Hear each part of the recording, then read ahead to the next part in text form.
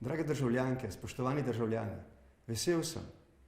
Med nami po dolgem času spet čutim več optimizma in več upanja. Vsi smo seveda še zelo previdni. Seveda je še veliko stisk in problemov. Vendar pa je manj strahu in več poguma. Je manj malodušja in več odločnosti. Je manj sebičnosti in več srčnosti.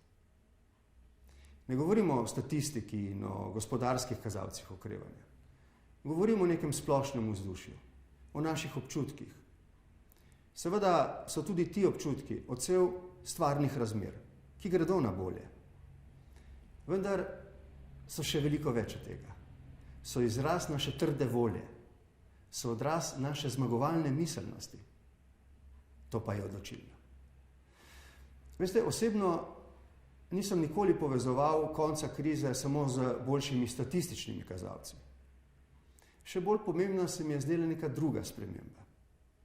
Miselna. In ta se dogaja. Vse manj ljudi se sprašuje, zakaj nečesa ni mogoče storiti. In vse več se vas sprašuje, kako je to mogoče storiti. To pa je znak.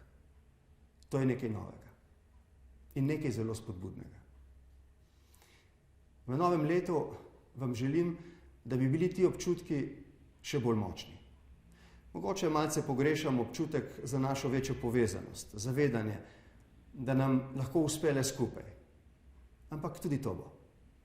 To bo pomenilo, da spet gradimo skupaj prihodnost. Zdaj ne smemo odnehati. Gremo naprej. Srečno, Slovenija.